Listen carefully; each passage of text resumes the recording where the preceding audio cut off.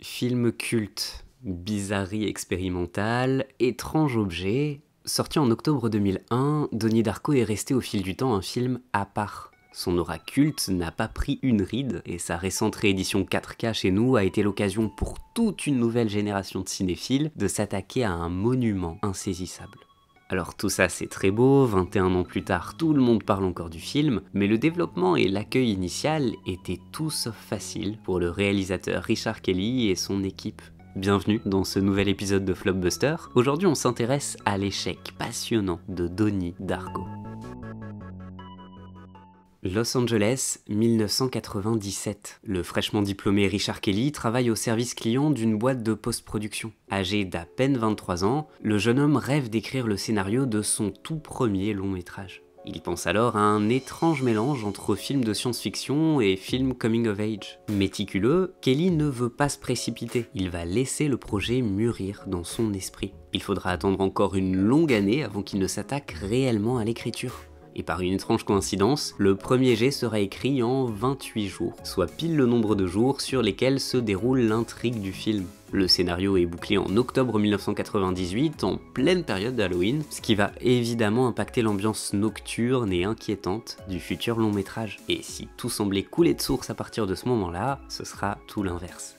Repéré grâce à plusieurs courts-métrages étudiants, notamment un court expérimental intitulé Visceral Matters, Richard Kelly signe chez l'agence artistique CAA, une référence à Hollywood. Juste quelques noms de stars représentés par CAA, Brad Pitt, George Clooney, Natalie Portman, Leonardo DiCaprio, Kate Winslet, bref, tout le gratin hollywoodien.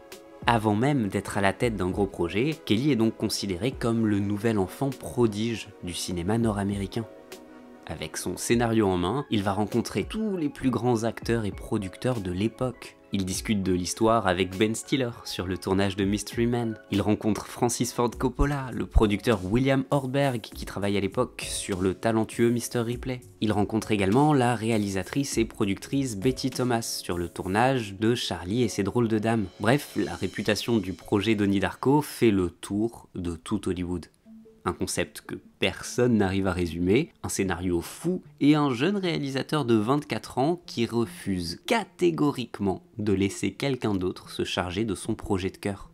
Mais si la réputation du projet fait fantasmer à peu près tout le monde, personne n'a le courage de se lancer dans cette aventure folle. Les studios jugent l'idée trop risquée et trop coûteuse. Certains producteurs suggèrent à Kelly de retravailler son histoire pour en faire quelque chose de moins cérébral, qui se rapprocherait un peu plus d'un film d'horreur adolescent classique avec un public défini. Au final, vers la fin de l'année 1999, le jeune réalisateur estime que le projet est mort-né et que personne n'acceptera de le financer. Et puis comme par magie, tout va se mettre en place au début de l'année 2000.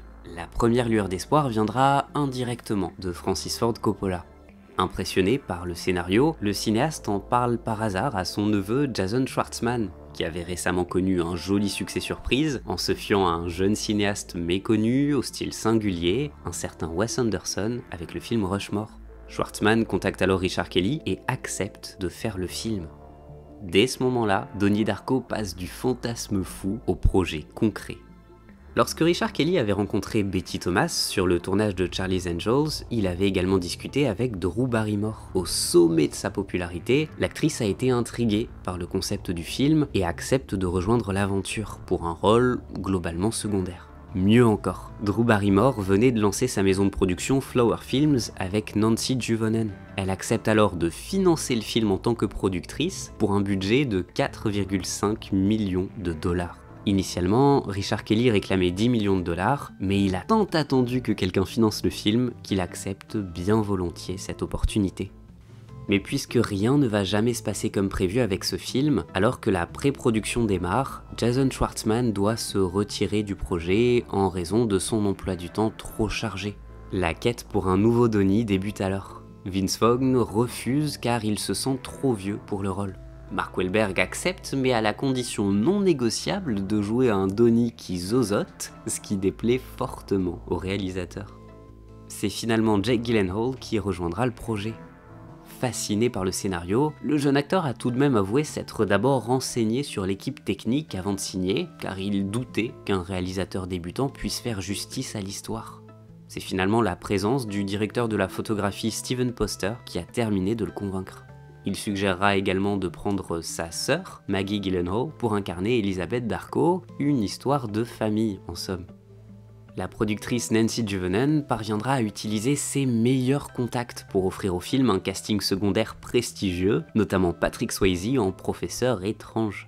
Le budget était tellement limité que Swayze apportera lui-même des vêtements qu'il avait récupérés sur ses précédents tournages. Le tournage va se dérouler entre juillet et août de l'année 2000 et durer exactement 28 jours. Là encore, une pure coïncidence selon le cinéaste, et ça fait quand même beaucoup de coïncidences autour du chiffre 28. L'essentiel du tournage se fait à Long Beach, en Californie. Mais pour la petite anecdote, la maison de Donnie n'est qu'à quelques rues de celle de Ferris Bueller, située au 4160 Country Club Drive à Long Beach. Rongé par le stress de devoir tout gérer sur un tournage à la fois si ambitieux et limité, Richard Kelly perdra un peu plus de 9 kilos en 28 jours. Le cinéaste avait l'impression de devoir constamment justifier sa capacité à réaliser un long métrage de cette trempe malgré son inexpérience. Exemple typique de ce jugement. Un jour, les producteurs découvrent les premières secondes de la séquence au lycée avec la chanson Head Over Heels. Un des producteurs était furieux, jugeant qu'il s'agissait d'un mauvais clip musical sans intérêt. Un jugement qu'il changerait totalement en découvrant la version achevée de la séquence. Au final, même sur un brouillon, sur une copie de travail, Kelly était jugé en permanence. En parlant de la musique, c'est le compositeur Michael Andrews qui signe la partition culte du film. Lors de leur première rencontre, Kelly lui avait dit « On n'a le budget ni pour Thomas Newman, ni pour Danny Elfman, donc on cherche quelqu'un de très jeune, qui a la dalle et beaucoup de talent. » Le résultat est depuis entré dans la légende. Et puis une autre anecdote bonus, le chanteur Gary Jules, qui reprend le titre Mad World à la fin du film, était un ami d'école de Michael Andrews. En 2003, la version de Gary Jules a été sortie comme un single, et elle est restée 3 semaines en tête des charts au Royaume-Uni. Donnie Darko sera projeté en avant-première au festival de Sundance le 19 janvier 2001. Et le film sera accueilli très froidement. Vraiment très froidement. Lors de la traditionnelle session questions-réponses après la projection, le premier journaliste à prendre la parole commence en disant « Je suis désolé, mais je pense que vous avez fait le pire film du festival ». Kelly espérait utiliser le festival comme une fenêtre d'exposition parfaite pour trouver un distributeur, mais ce sera tout l'inverse. Les critiques détestent, personne ne veut investir le moindre dollar dans un tel film.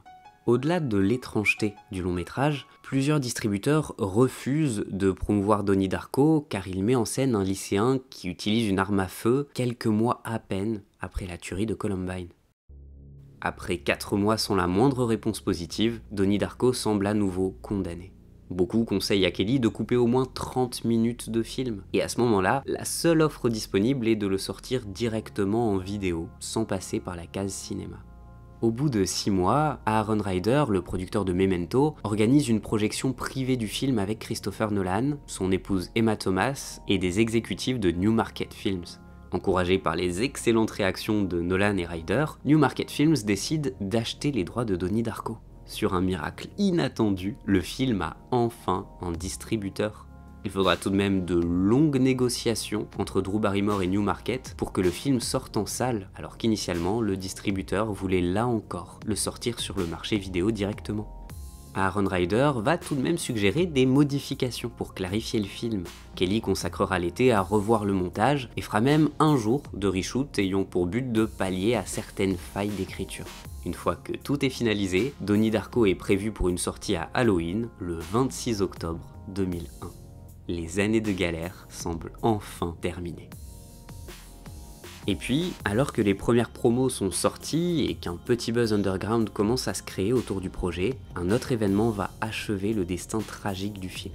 We believe that a plane has crashed into the World Trade Center in New York. Le 11 septembre 2001 marque à jamais l'histoire des États-Unis. Dans cette période troublée, aux émotions très fortes, la bande-annonce sombre de Donnie Darko, avec ses délires de fin du monde, ne pouvait pas tomber plus mal. Pire encore, dans la bande-annonce, on apercevait un plan d'avion qui s'écrasait sur un toit, suffisant pour que le film soit grandement ignoré tant par le public que par la presse. Si l'accueil critique est globalement mitigé, c'est surtout le public qui va manquer à l'appel. Pour son week-end d'ouverture, le film récolte un score médiocre d'à peine plus de 110 000 $. Une moyenne catastrophique de 1100 $ par copie. Au plus haut de sa sortie initiale, le film sera 34e au box-office national. Et lorsqu'il termine sa course américaine, il n'a récolté que 517 375 $. Même avec un tout petit budget de 4,5 millions de $, les pertes sont colossales. L'histoire de Donnie Darko aurait pu s'arrêter là. Une bizarrerie expérimentale, tombée dans l'oubli, sortie au mauvais moment, et avec un potentiel commercial limité dès la base du projet. Et pourtant, en mars 2022, le film sort en édition vidéo et commence à faire du bruit dans les vidéoclubs du pays. Chez les adolescents, une fanbase incroyable commence à se construire autour de ce film. Tout le monde veut voir le film Mindfuck avec un lapin de l'apocalypse qui parle. À ce moment-là, le cinéma Pioneer Theatre à Manhattan ressort Donnie Darko et lance des séances de minuit.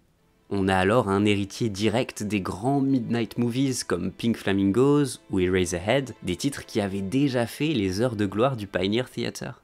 Les séances affichent complet, le bouche à oreille et l'aura culte du film explosent, à tel point que le film y restera à l'affiche pendant 28 semaines consécutives. Il n'y sera retiré que parce qu'une nouvelle version, la Director's Cut, sort en salle. En parallèle, Donnie Darko sort au Royaume-Uni et y rencontre un franc succès avec 2,5 millions de $ récoltés pour plus de 300 000 entrées sur ses 6 premières semaines.